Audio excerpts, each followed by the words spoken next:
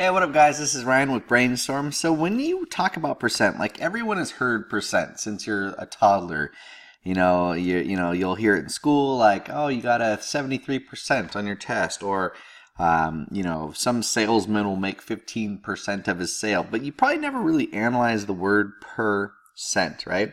And so, what's weird is if you look at percent, doesn't per mean divided by, like miles per hour is miles divided by hours, meters per second? Per means divided by, and cent, how many cents in a dollar, right? 100. How many years in a century is 100? So literally the word percent just means divided by 100. So 26% is the same as 26 over 100. 26 divided by 100%. Trippy, right? You never thought about it. Pretty deep.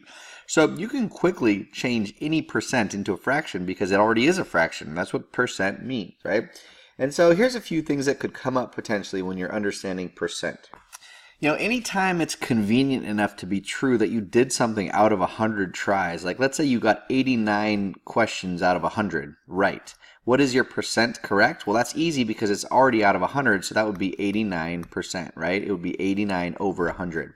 93 out of 100 would be 93%, and 24 out of 100 would be 24%. And so if it's out of 100 or divided by 100, you just got lucky and it was easy. That you just took the number and that's what the percent was. But I'm going to show you a cool trick, right? Not always is a test exactly 100 questions. If it was, percentage is easy. If you did 100 free throws and you made 50, well, that was easy because it was already out of 100. What if it's not out of 100? So check this trick out. This is a cool trick for finding percent and understanding percent if it's not exactly out of 100. Right? What if, again, back to the free throws, what if I made 20 out of 50 tries? And you're like, well, can't do percent because it's not out of 100. If it was out of 100, it'd be easy. Well, it's kind of easy because think about it. Isn't 20 out of 50... If this was out of 100, I'd be done, right? I would know my percentage. It's not. It's out of 50. What did I have to do to 50 to get to 100? I just doubled it. So then I can quickly double this, and now I know my percent. If I double 50 to get 100, I can double 20 to get 40, and now I know I actually have 40%. In other words, 20 out of 50, it was 40%. Is that weird? All right, here's a couple more. What if you had, look at these.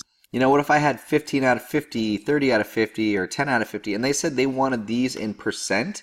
Well, remember, percent is over 100, percent over 100, right? And so I could just ask myself, well, didn't I double 50 to get 100? Well, double this. 15 times 2 is 30. So 15 out of 50 is 30 out of 100, or 30%. Is that cool? All right, 30 out of 50. I'd have to double it to get to 100 for the bottom, so I'll double the top. That's 60%. 60% here. Is that cool? 50 to 100, I double it. So then I would double the top. That would be 20 out of 100 or 20%. Don't lie. That is a cool trick. So now when you want to be cool in front of your friends and they say, I made 25 out of 50 free throws, you can think, well, let me just double the bottom to get to 100. Double the top, that's 50%. You can totally do that quick and in your head.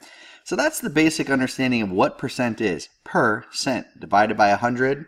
And you can get quicker at kind of identifying percents, and especially if you're lucky enough to have something out of 100, well, that's your percentage. All right, good luck, you guys.